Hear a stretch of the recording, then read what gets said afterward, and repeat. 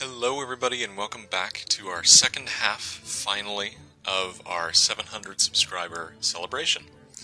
It's taken a long time for me to get this up, and for that I apologize. It's been an unreasonable amount of time. But today what I wanted to do is show off all the decks that I received. I got a lot of feedback. I got a number of decks back from the first half of the challenge. And there's a lot of really cool variation in there. And so what I'm going to do is show off each one and talk a little bit about it. And then what I did is I picked out two favorites. I picked out two decks that I thought were really neat and that I would like to see more of. And I contacted the people who made them and actually did get them to have a battle with me. So we did a best 2 of 3 series for 2 different subscribers. So a little bit later on in the video, we'll get to see not only their decks, but also their decks pitted against mine. And we'll see what happens. So let's hop right into it. Each one of these decks I have built, and so I'll go through them systematically and talk about them. So the first deck that I received was actually a very funny thing to me. So in the 700 subscriber video, I said, you know, what was the first thing I ruled out? Well, obviously we're not going to do the Rogue, because all we got was Cold Blood and Headcrack. We got nothing else. And the first deck that I receive is a Tempo Rogue. And so Chaos Gaming, one of my subscribers for quite a while, he put together this Tempo Rogue deck that I thought was actually very cool. So a lot of it is basic cards, and a lot of it is just sort of generally good value cards that I got in those packs. But it's still neat nonetheless, and it does incorporate the Cold Blood and the Headcrack in there. So we have your basic rogue sort of setup. We have backstabs and deadly poisons. You have your standard 1-drop minions. I like that he included the South Sea deckhands. I think that in a rogue deck they're very, very good and aggressive. We have the Acidic Swampoos and the Fairy Dragon for some early pressure, and 2 Loot Hoarders. So we have 3 1s and 4 2s, which I think is solid for any sort of a tempo deck. The curve is not perfect, but it's certainly not bad by any means. We have a Fan of Knives and the Headcrack for some 3 spells and 3 minions. If it were me, I would probably put in a couple more at this level, but nonetheless, this is still fine. And then we have the generally high-value Yetis and the Dark Iron Dwarf, as well as the Gnomish Inventor and a Spellbreaker, just in case, which I like. I think it is important to have some silences in most of your tempo decks, to get rid of not only taunts, but any sort of nastiness that comes. And the Spellbreaker is not a bad way of doing that. Sort of a little bit bloated on the 4s, though. And then we have the obligatory Harrison Jones, which, you know, nothing we can do about that one. The Silverhand Knight and the Spiteful Smith for our 5s. And I like this. I think that these are good picks. We have the Frost Elemental, which I'm not sure if it fits. I think that that's something that probably we could turn into another 5 for, you know, I've never really been partial to the Frost Elemental myself, but nonetheless, I think that it's fine here. And then the Beast and Gruul to round out the end, as well as our sprint. So there's your basic tempo rogue out of Chaos Gaming. I think I'm not going to have time to test every single one of these decks in casual or even on ranked or anything, but I actually think that this would probably do fairly okay. I think that if we put this into casual or ranked, it would actually do quite well for a little while. Not nearly as effective, of course, as your standard actual streamlined tempo deck, but of course, given the restrictions that he had, I think this is a really very respectable effort. So thanks very much, Chaos Gaming, for submitting this. This is very cool. And bonus points for flying directly in the face of what I said, of instantly dismissing the tempo rogue, or any rogue for that matter. So kudos to you. This next deck is from Revanthius, I think, and I apologize in advance if I screw up anybody's names. Internet usernames are notorious for the fact that they are awful sometimes, so I apologize. In any case, Revanthius, I think, has submitted a Hunter deck, and this is a pretty neat thing. So, and I like, he's got some creativity in here, which I really do like. So, we have your standard sort of opening. This is meant to be a very aggressive deck, I can see.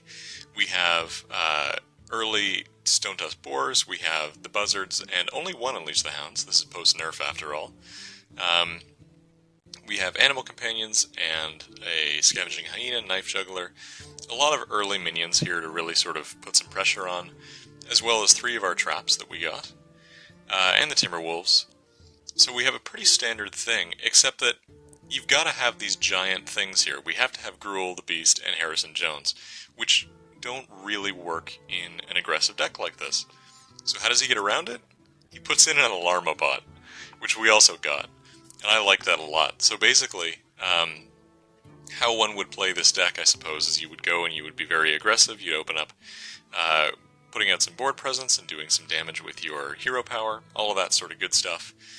And then you'd hang on to the Alarma bot until you draw one of your legendaries, and then try to get it switched in so that you can have the Beast or Gruul or Harrison Jones out early, particularly Gruul.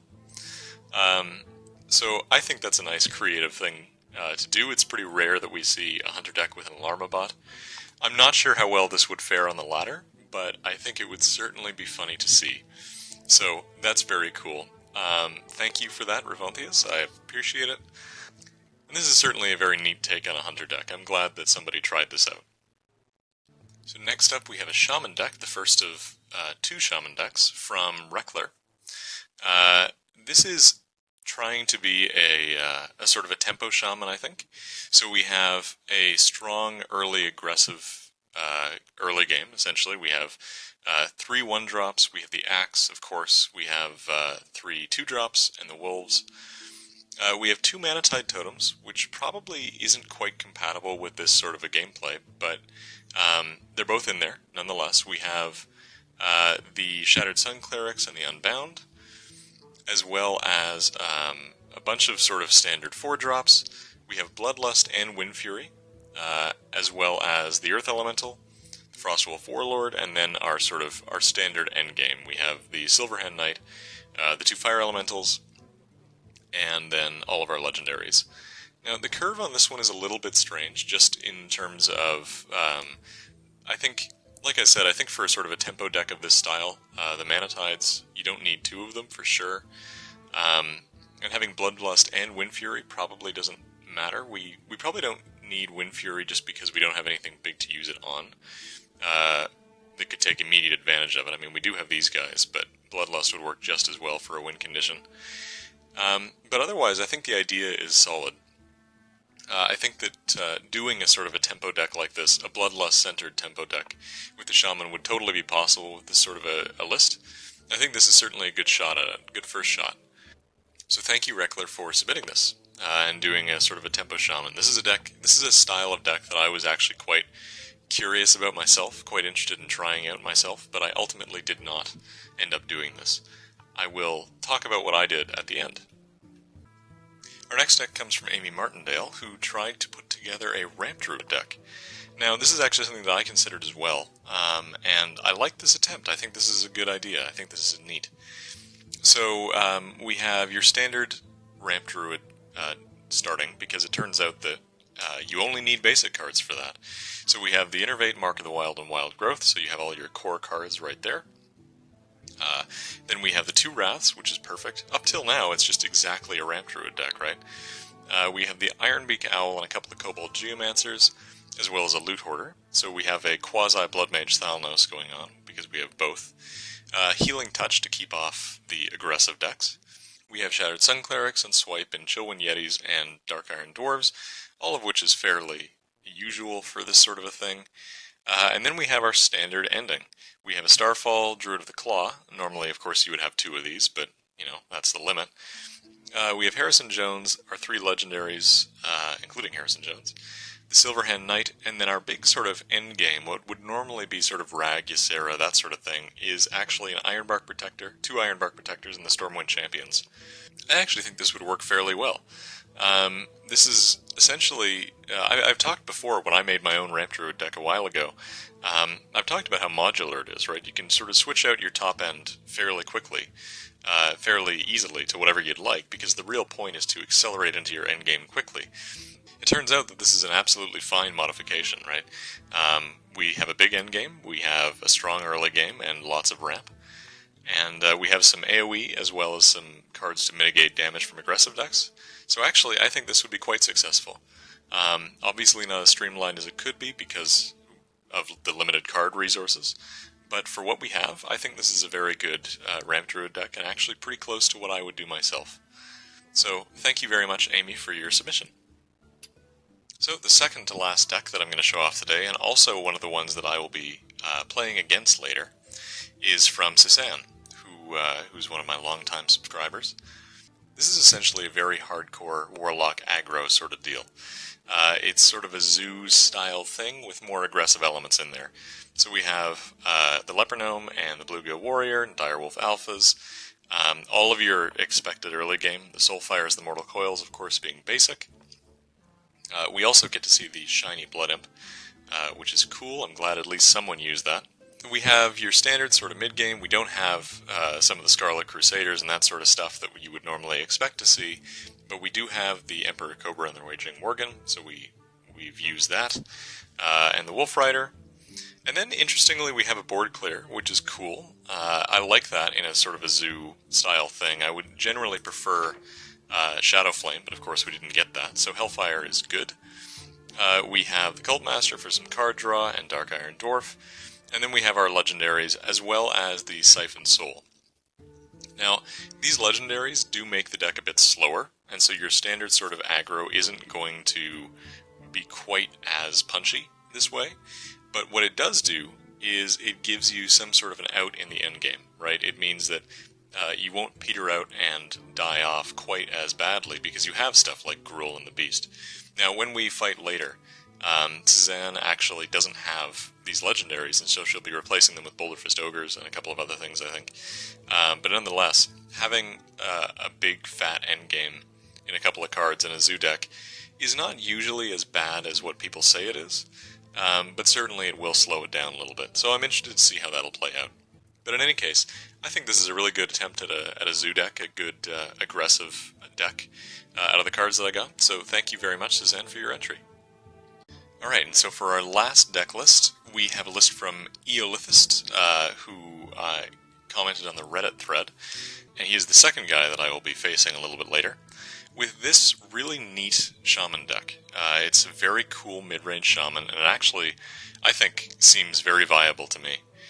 In general, it could obviously use some cleanup, because it doesn't have the most optimal cards in it, but for what we had to work with, this is, I think, very well done. So, we have your standard opening mid-game to establish early board pressure. We have Fairy Dragons, double Flame Tongue Totem to make use of all the minions we're going to put out, Knife Juggler, Feral Spirit, we have our Argent Squire, of course, and the Axe. We also have a strong early mid-game, so there's the Shattered Sun Cleric and Unbound, with some good 4-drops as well. The curve here is actually very nice, and the finisher is all of the legendaries. And so, and the win condition here is a Flame Tongue, just sort of usually establishing board pressure, as you do with a mid-range Shaman, and having the Bloodlust as well, in combination with things like a powerful Frostwolf Warlord and that sort of trick. Because there's very little by way of Earthshock, Lightning Bolt, you know, the standard removal spells, it allows the deck to fit in a lot more minions, and so it's very Bloodlust-centered, very minion-centered, very board control-centered. Very, very cool concept. And I think it's one of the more viable ways to overcome the fact that within this challenge, there's no good Shaman control, right? There's no Earthshock, there's no Lightning Bolt, or Lightning Storm, only one Feral Wolves. So I think that actually this is a very good attempt at trying to fix the shortcomings of the Shaman problem. So I really like this deck. I think of all the ones I submitted, actually, or all the ones that were submitted to me, rather, I actually think that this is probably my favorite as far as it being the most viable. I think that this is a very strong concept. So, I will have a look at both of these a little bit later when we face them. So, again, thank you so much, Eolithist, for submitting this. Really good deck, really interesting, and I appreciate it. So that was all the viewer submissions that we had, and all of them were really, really good. I liked them all. And so, and it's funny, I actually built this deck that I have here before I looked at any of them. And I'm sort of glad, but also not glad, because especially with the Shaman, I was going to make a Shaman deck, but I was quite worried that essentially without Earthshock and Lightning Storm and all those things, that the Shaman would be fairly ineffective, and so I sort of strayed away from it. If I had seen Eolithist's list before I had made my decision, I don't know whether I would have made the same deck. And the same with Amy's, actually. She made a Ramp Druid deck, and what I made was something a little bit different, but if I had seen hers, I might have been prompted to build on that instead. I think there are a number of really cool concepts that came in, and a lot of varied ones too. I'm glad that we had a hunter and a rogue in there too. That was really cool. So I really like the variation, but I did something completely different from what anybody else did. So I made this druid deck that essentially is a token deck. But you can't really have a token druid without spells and Violet Teachers. We do have one Violet Teacher, and we do have a couple of spells. But what I decided to do was make a bit of a hybrid token deck, where we have the tokens in the form of the Violet Teacher and some basic stuff. You have your basic facets like, Power of the Wild and your average thing that you would have in a token deck. But you also have a lot of token cards, so Dragonling Mechanic and the Silverhand Knight, most notably. And the whole goal here is to flood the board with minions, and then buff the board with things like Soul of the Forest. Yes, I included Soul of the Forest. I've never seen a good opportunity to use this card, and this was the time. This was definitely the time that it was calling to me. So use Soul of the Forest, and use things like Power of the Wild when you have an open board, or a full board rather. You can use Claw to beat up some early aggression, and you still have your big endgame threats to close it out. So I went with the approach of aggressive board flooding. I took advantage of the Double Savage Roar and Power of the Wild thing to try and make good combos out of, especially because we do have some of the fundamental removal spells that the Druid has, like Wrath and Starfall for control. So I think this is a really good, a viable attempt at making a sort of an out-of-the-box token deck, and I'm curious as to how it will do against the other subscriber submissions. I'm really excited to see those matches, so without further ado, let's go and have our first couple of matches against our subscribers. Alright, so for the first of our subscriber matchups, which I'm very excited about, we have Sisan, which is one of my YouTube subscribers. Has been watching my Hearthstone content regularly, and she put together this deck that I showed you earlier, and the Zoo Warlock, and so we're going to give it a shot against my sort of Savage Roar Rush Druid deck. So let's give it a shot.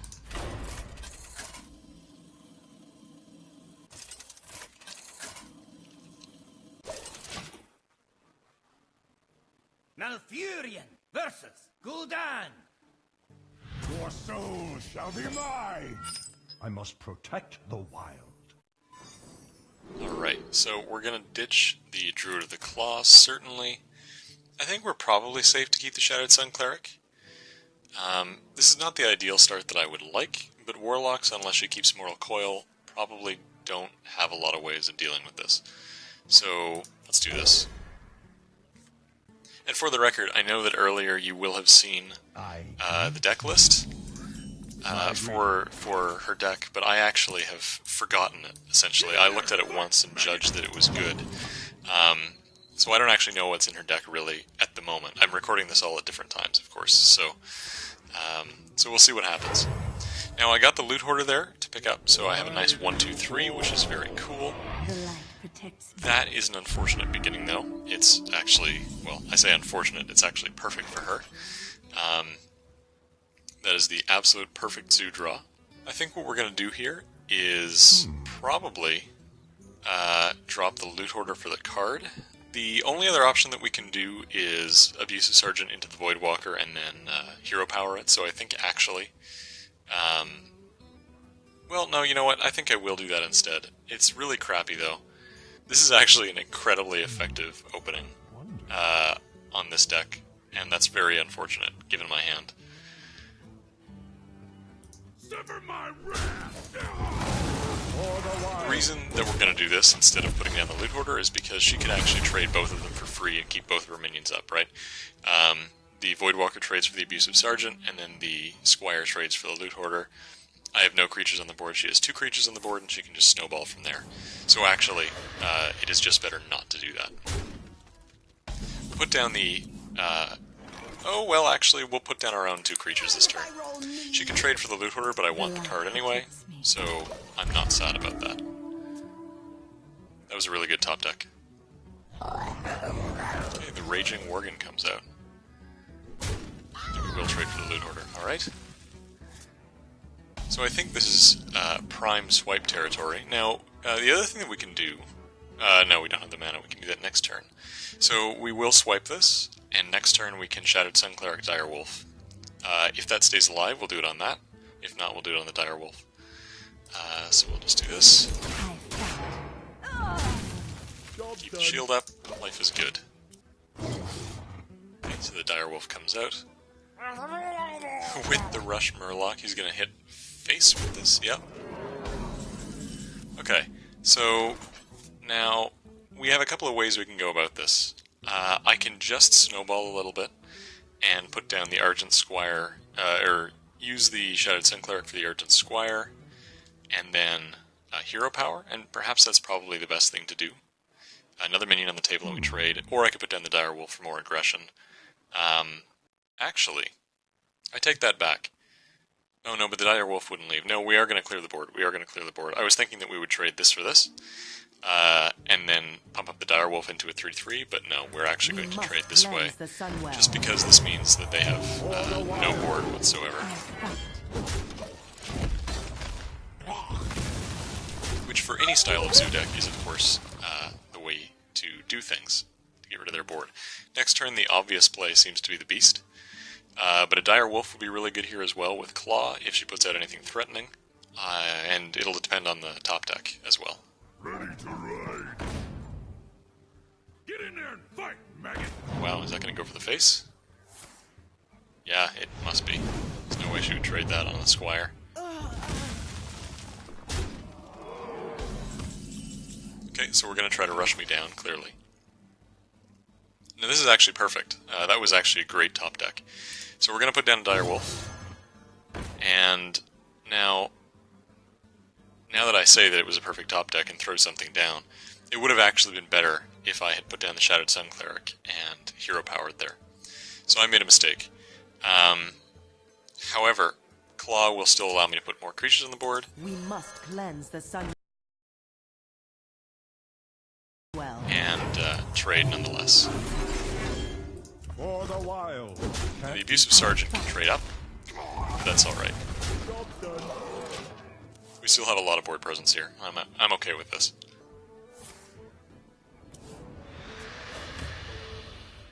Ready to ride. We have the another Wolf Rider here. Good, gets rid of the Direwolf. I just realized that was a horrible place for the Direwolf and the Shattered Sun Cleric. I just made a complete error there as far as how my board should look. But that is irrelevant at the moment. It cleared her board. Now is when we exploit this. I fight. Next turn can be Gruul as well. This is where we really start to snowball this deck. This is not playing exactly as I had intended it. Okay, there's the Soul Siphon. The Siphon Soul. That is the one. That's, yeah, that was a good use of it. Good hold. She knows what's in the deck. She knows that I have to have those legendaries there, but she's going to be sad that she didn't use it on Gruul. And that's actually an interesting question, right? I really do want to get rid of this.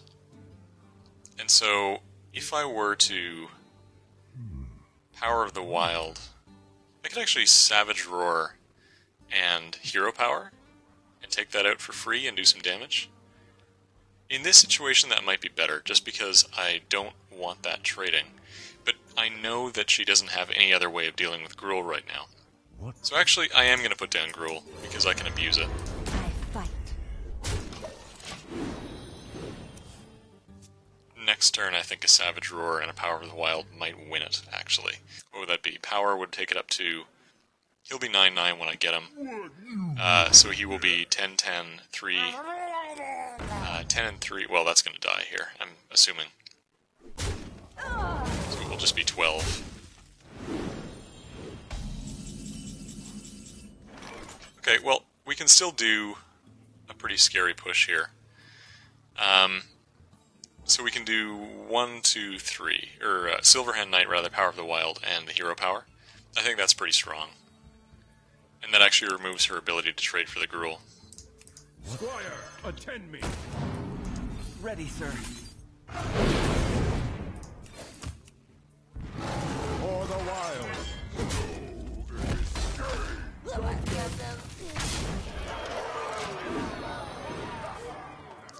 There we go. I think there's no way that she can get rid of this, given the cards that I got.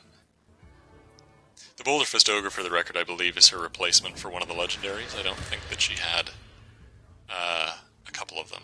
I forget now. Oh, good. So that's a good way of doing it. Silencing that and trading both creatures. It's still not going to do it, unfortunately. Well played. Well played. I feel icky. I feel. And the double leper gnome. And what a perfect card to end with.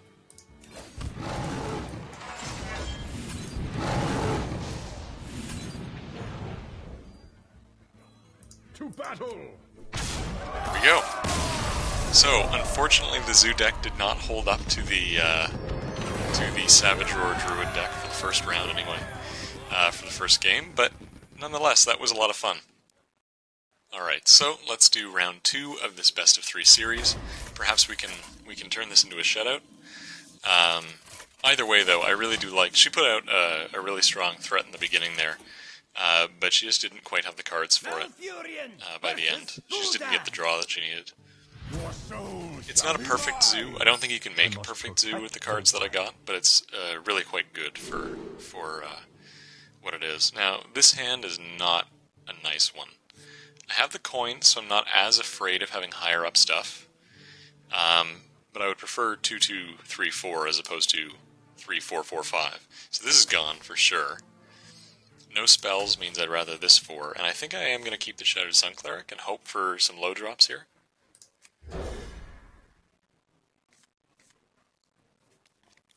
Okay, that's nice. This is quite a nice hand, actually. Why do you call? So, we have a couple of... Oh, wow. Okay. That's a pretty neat combo. So, I could coin innervate the Dragonling mechanic. That would be interesting.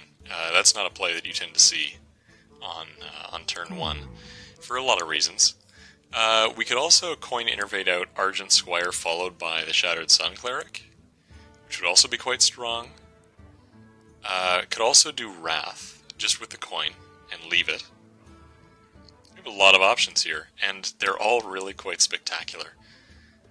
This will not allow me to kill the Voidwalker the following turn, whereas the Argent Squire buff play will. And a 2-2 and a 3-2 on the table on the first turn is pretty powerful. So, I think we will do this.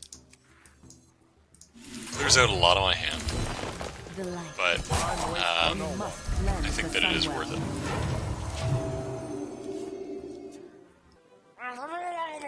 So the Bluegill will take it 3-2.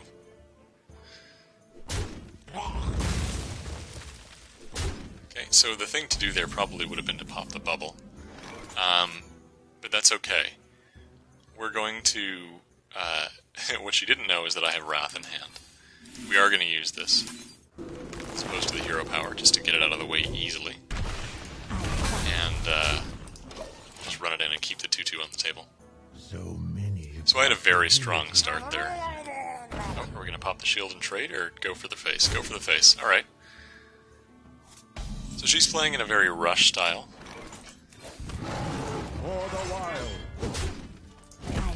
Which is actually, that made a very easy play for me. Because next turn is an obvious Dragonling mechanic. And because I have the Savage Roar, we can push really hard next turn. The turn following to clear stuff, or actually just to hit face if we need to. We'll see how it goes. The Harrison Jones is going to be useless for the value part. But, you know, it'll at least be a 5-4 on the table.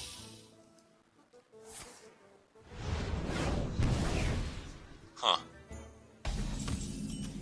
Now, you know, that's interesting. Destroy any minion damaged by this minion. I guess it doesn't work with the Divine Shield, does it? Huh. Okay, well. So we're presented with options here. This suddenly becomes a really nice turn 6 play. What? And so maybe this turn, I just hero power and clear this? Either way, I mean, it's sort of weak because that leaves the board open and scary. Maybe the thing to do instead would be to hero power and then Power of the Wild have a 3-2 on the table instead. I think that would actually be the stronger choice. That is a very nice turn 6, but I can do other things on my turn 6. For the wild.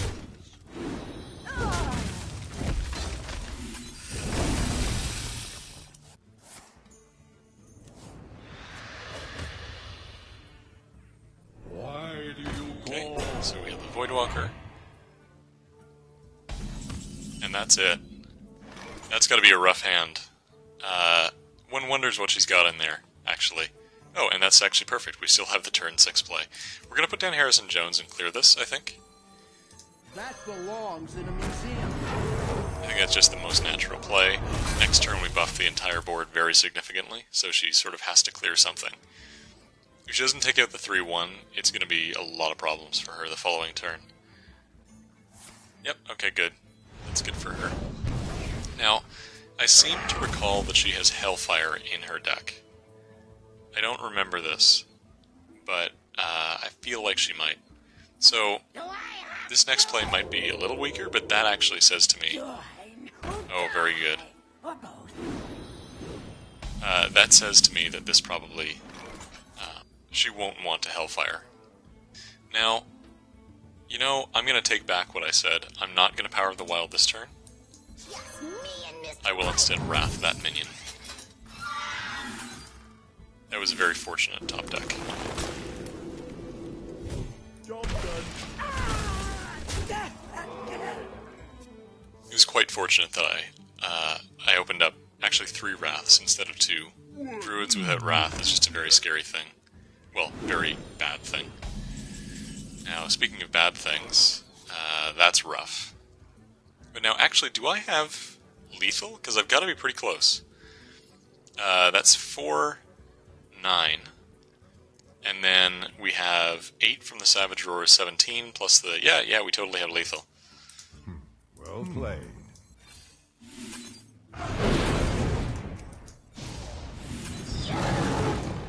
Wow, that was a very quick end. That was actually a lot more burst than I had thought. Who needs Force of Nature, right? Harrison Jones and the Dragonling Mechanic. So yeah, that was good. That was good. So 2-0 for the Savage Roar Druid deck. But nonetheless, I really did like her Zoo deck, and I thought it was a very good try at a sort of a conventional paradigm, but with very limited card base and resources. So that was a lot of fun, and I very much appreciate she apparently likes the burst. I very much appreciate her contribution, and I liked it quite a bit. So a big thank you to Suzanne for that. Alright, so for our second viewer challenge, we have Eolithist from Reddit, or Esper is his in-game name. So let's go right ahead. This is the guy who made the Shaman deck that I thought was really quite good. So we'll see how he fares. Malfurion versus Thrall. For Doomhammer. I must Okay, protect the wild. so that's what one might call a really bad starting hand. So we'll get rid of these guys, and we'll keep the loot hoarder, that's good. This deck is obviously very aggressive, and so we want early drops. It's not horrible, but I would have liked something a little better. Okay, so we have to sadly pass. My greetings. Greetings, friend. I always think that Thrall has the nicest greeting. It's so genuine. Okay, so here we go. Loot horrors coming out. Next turn we have the Shattered Sun Cleric if he doesn't have a way to deal with this. Now, I have to remember that he, as a shaman without most of the shaman cards... Oh, that's unfortunate. Without most of the shaman cards, he doesn't really have a lot of good ways of dealing with things. So he doesn't have Earth Shocks. So actually, this Argent Squire will go unpunished if I put it out. I do like that idea. The other thing is, he uniquely has the only thing that can be countered, that Harrison Jones can counter. I only got one weapon out of all of the packs that I opened, and it was this one. So, if I get Harrison Jones before it goes away, I'll be really, really excited.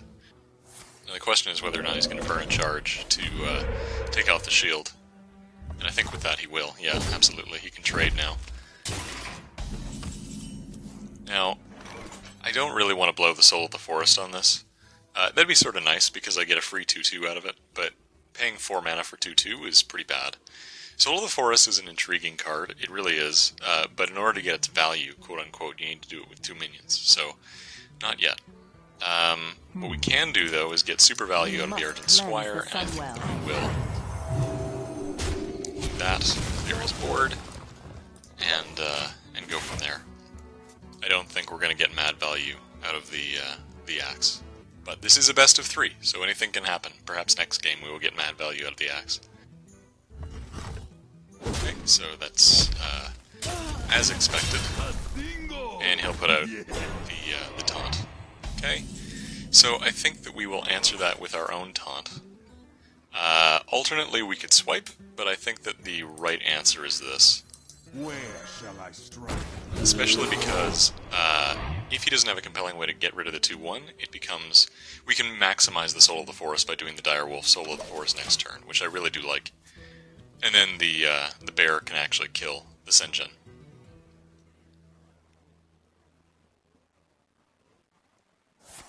Oh, but he has a Hex. Okay. Well, that's great. He only has 2 of those, and I have 3 big legendaries. Although, to be fair, Harrison Jones doesn't really merit one, but the other 2 would. Okay, so still might not be a bad idea to run Direwolf Soul of the Forest here. Yeah, or I could do... I suppose we could do Swipe and a Loot Hoarder. Or better yet, we could do Swipe and Hero Power. That's a much better idea.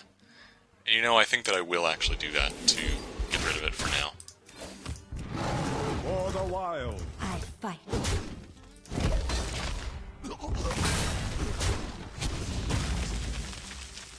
Having the double Savage Roar in hand is good. Oh, gee, okay. Got the Golden Knife Juggler. Mine wasn't gold. That's not following the challenge. That's fine. You must cleanse the Sunwell. Okay, so we're hoping for a... Great. Great.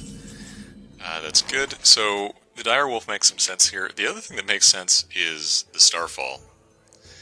That was a nice top deck. So, we could Starfall Hero Power, and infuriatingly for him, I'm sure, keep the 2-1 minion, and get rid of his whole board. And I actually like that thoroughly. Especially because next turn, if he doesn't have a way to clear the 2-1, the Direwolf, the Loot Hoarder, and the Soul of the Forest makes an insane board presence. So yep, that's actually precisely what we're going to do. For the wild. I fight.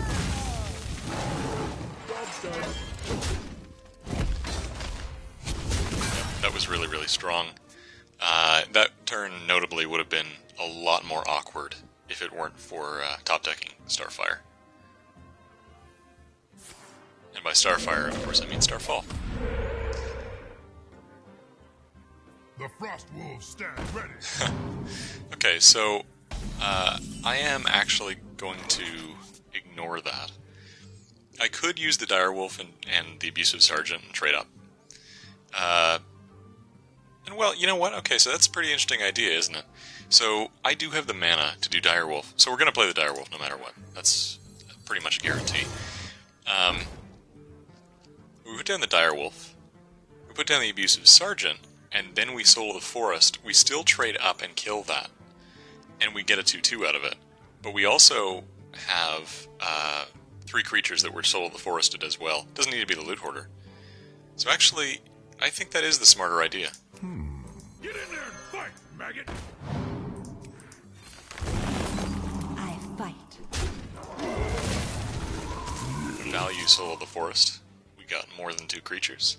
And actually, we have a stat increase, right? The Soul of the Forest is really good with small minions, with 1-drops and some 2-drops too, because essentially it means that, you know, the Abusive Sergeant is getting an upgrade for dying and coming back. Like, the Searing Totem can take it out, but it's actually sort of to his advantage to leave it, almost. That's a difficult thing to play against, with the current state of the board as it is. The light protects me. For Najatar.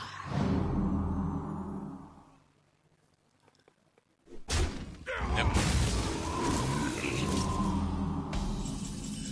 Okay, so now, let's just ensure that I don't have lethal, because Double Savage Roar can do that. So that's 5, 6, 7, and then this is 8 and 8, right? Oh wait, do I actually have lethal? 16 plus 7 is 23. So, assuming I didn't miscount there, that's 8 damage twice. Yes, I do have lethal. Well played.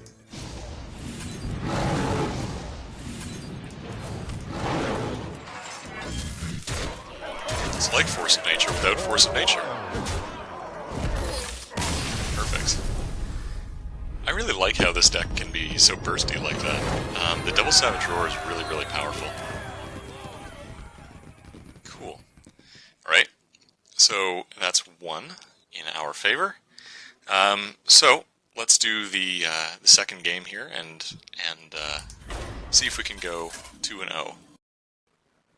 Malfurion versus Thrall. For Doomhammer, I must protect the wild. Now that is a fairly strong opening. I don't need this. This is a good answer to early pressure, that's a good drop. I have the coin, so that's turn 1, and I have this for big stuff. I would sort of like a big thing to drop, but I'll probably come into that, so I think this is actually good, I'll keep that. Yep, okay, so I could coin Innervate on turn 2 if I save my coin. But you know what, that's a perfect turn 2, so we're just going to do this. Mind if I roll knee? And then turn 2 we'll have the Innervate Dragonly mechanic.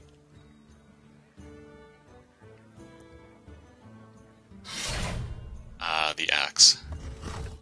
I still don't think we're going to get the value Harrison Jones, but, you know. Right, so that's nice to have. Let's innervate out the Dragonly mechanic. Me and Mr. White. I would have liked to innervate out the Druid of the Claw instead, but that's, I think, the better play. That's pressure that he's going to probably have a hard time answering. Okay.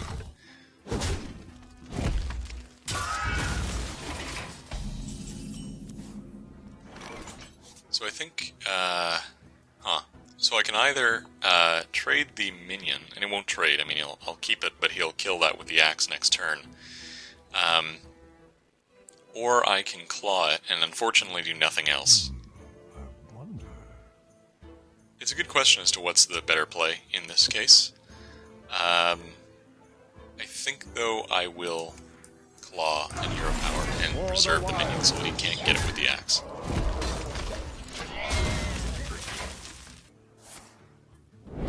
Okay, there's the Feral Spirit. That's going to be a bit tricky. The swipe is nice, though. The swipe would actually deal with that handily. The Shattered Sun Cleric would also deal with one of them. The Wrath would deal with one of them. Okay, so basically my choices are swipe and then hit, or Wrath, Hero Power, and then hit. And the only fundamental difference is that's basically I take some damage. So, and I don't have swipe. So no, I think we will swipe here. And do that. Now we can kill that with the axe, which is unfortunate. But nonetheless, that's gotten its value. I'm pleased. Put this apple on your head. Okay, so there's the knife juggler. Presumably he doesn't have anything to play with it. No. Okay, so I think we'll do Druid of the Claw here. And then I think actually because the knife juggler is so much of a threat, I'm going to Innervate Wrath. Next turn we can go into the Beast as well. So yeah, I think that's actually probably the best play I have.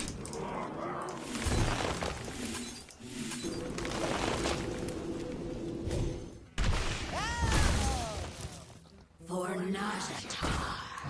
Okay, so that's, he told me beforehand, that's actually one of his replacements for one of the legendaries.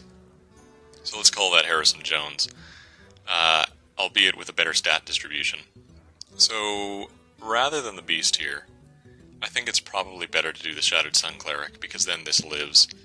The unfortunate part is that, I can't really, he's going to be a 5-1, which is really easy to kill, and I can't really maximize my turn. The sun well. But I think that's probably still the strongest choice. For the wild. And do I want to use the Abusive Sergeant? Yeah, I think that he doesn't have Lightning Storm or anything like that, so he's going to be hard-pressed to get rid of the 2-1. I don't even think he has a single Earthshock. I don't remember quite what I opened, and I haven't looked at his list for a bit, so I forget what tools he has. Oh, well, that's a tool. Okay, so that's good. Now, I could trade both of these, and that's actually pretty tempting, because I can play out my hand. He can hex this, but otherwise he has no way of dealing. So, and if he does hex it, the Death Rattle doesn't count, so I'm okay with that. The light push forward. He doesn't really have a compelling way of doing 7 damage, I think. So that's definitely going to be a hex if he has it. And this will probably tell me if he has a hex. Okay, we're going to put down the totem. I wonder if that was going to be, if that was supposed to be a storm totem for him. Or Wrath of Air, rather. See, I forget what spells he has in the deck. The Frost Wolf stands. Okay, no. So he's just going for the Frost Wolf. Okay, so how can we maximize this? I can do 3 damage here. No, okay, so I basically have to use the Beast. Now I could hit him in the face with it, but I think I'm actually just going to clean out his board. Right? I mean, the problem is, if I hit him in the face, and he kills this, you could use a Fire Elemental and get rid of it. Well, I don't know, you know what, because even if he gets rid of it, I have the answer right here to the 3-3. So I think I'm actually going to hit him in the face. This is a big enough threat that he should be dealing with it, not me. For the wild.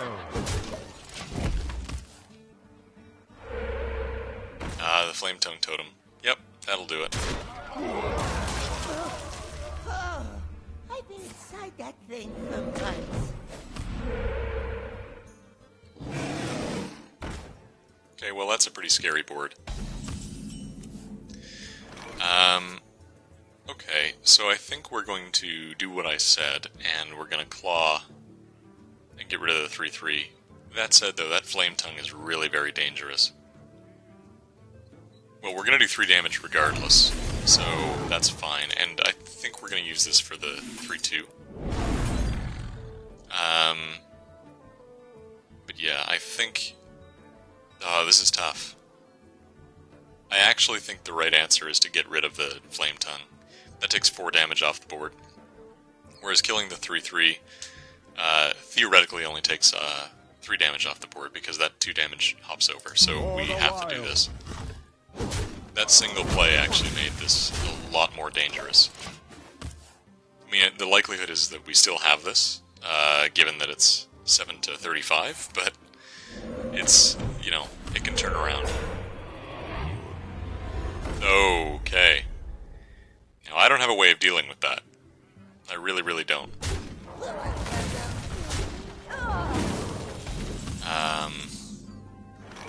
That is not the way of dealing with this. For the wild.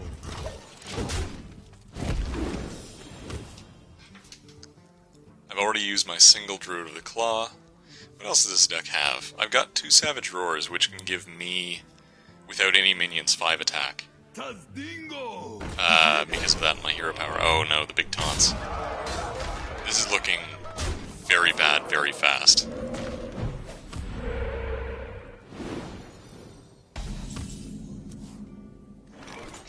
Okay, so we have the Violet Teacher, but yeah, this isn't going to be good. I can't do anything about that. Man, if you don't have an answer to Gruul, he gets right out of control immediately. Oh, I think he just won.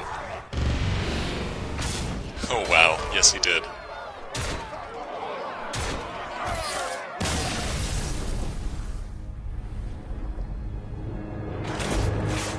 Wow. That was out of absolutely nowhere. That's great. Oh, well, Golden Starfire. Neat. Well, that was great. Okay, so this is our 3rd and final match. This series is now 2-1, or rather, 1-1. I'm thinking best of. I think we're going to certainly get rid of this wipe, and I think we're going to get rid of that as well. I want a fast start.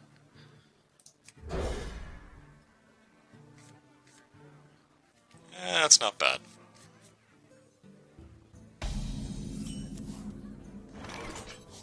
You know, I think we're going to play that right away, just to get some threat on the board.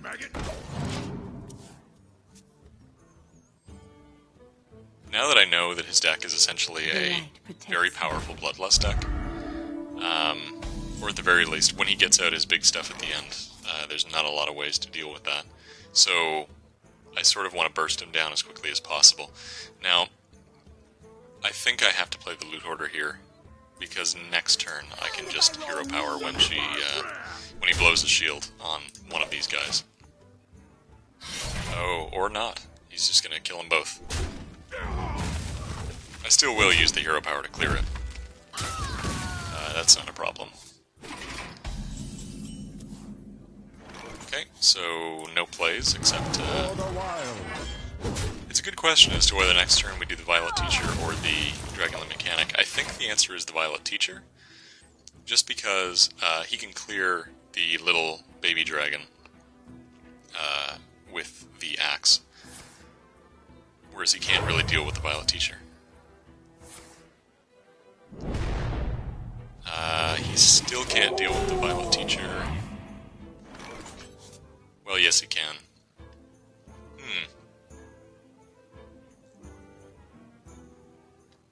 Well, so the perfect play is going to be Violet Teacher, Claw, or Violet Teacher this turn, and then next turn Claw, Soul of the Forest. That would be completely ideal, but I don't actually think that I can do that, because he will kill the Violet Teacher. That said, that's a gamble. He might go over my head. If he does, he will trade both of his creatures to kill it. So it's not ideal, but if I do this, they won't trade. So I think I do have to do that. I really hope he doesn't trade it, because the play that I will make if he leaves it on the table will be phenomenal.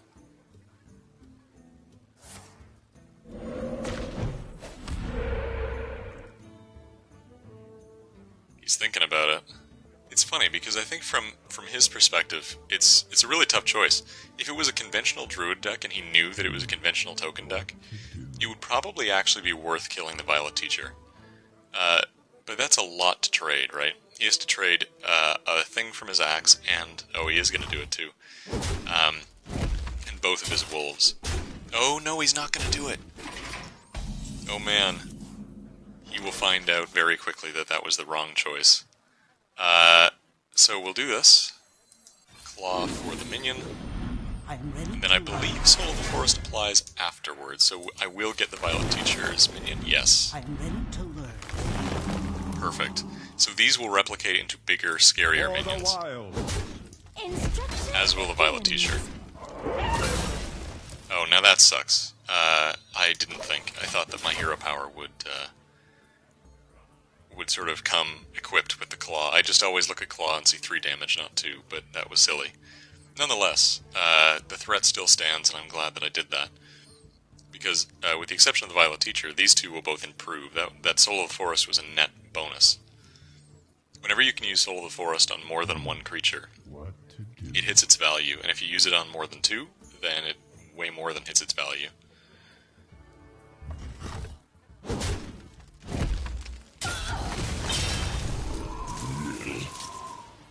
For Najatar. Oh, very good. Play. Okay. So the Direwolf Alpha is strong, as is the Dragonling Mechanic. I can only do 1, though. Because I think that probably the best choice is to hero power that. Then again, if I put down the Dragonling Mechanic, that's a lot of creatures, and I know he doesn't have AoE removal, so I can sort of abuse that. So, maybe I will trade one of these and put down the Direwolf? Instead of using the hero power just to get more board presence? Just me and Mr. Bite.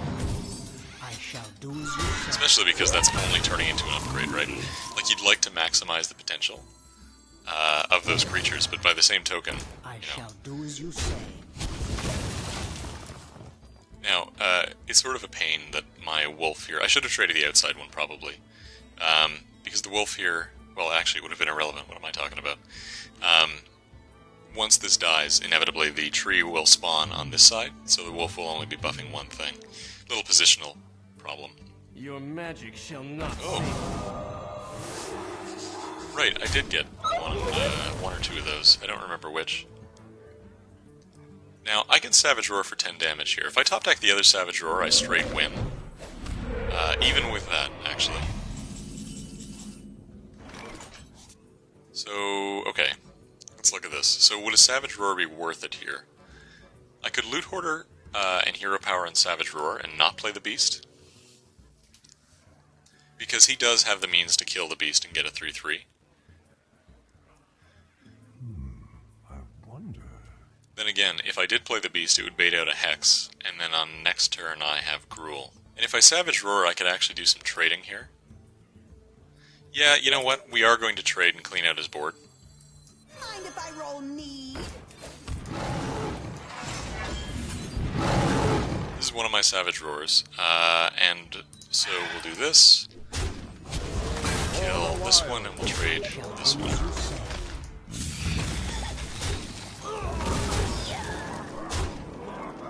Okay, here we go.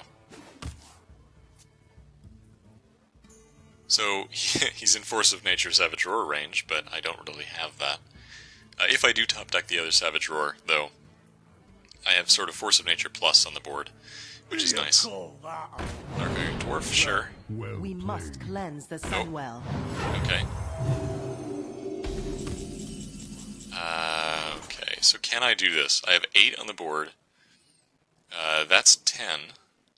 11, so I'm not going to be able to do it.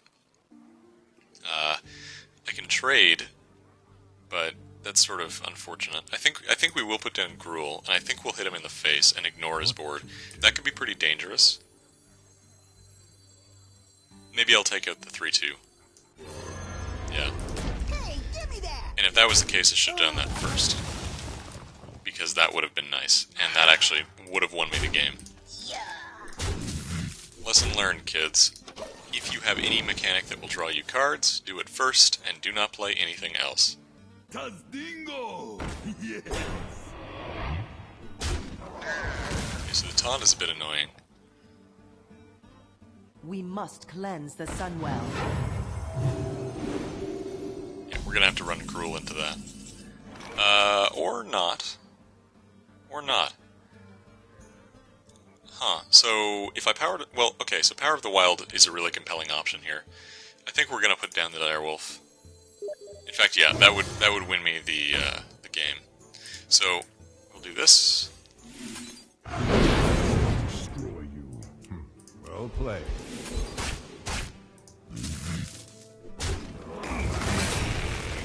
And there we go. So, in game 2, Gruul won the game for him, and And in game 3, Gruul won the game for me. So Gruul apparently is the way this deck works. Cool.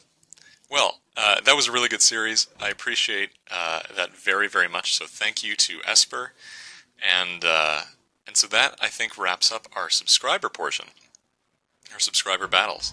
So thank you so much for watching, guys. I appreciate all of your feedback, all the deck lists that we saw today, and I very much appreciate both Suzanne and Esper, helping me out and doing some fights with me. So thank you very much to everyone. Thank you for subscribing and making my YouTube channel sort of interesting and full of life. And thanks very much. So I will see you guys next time.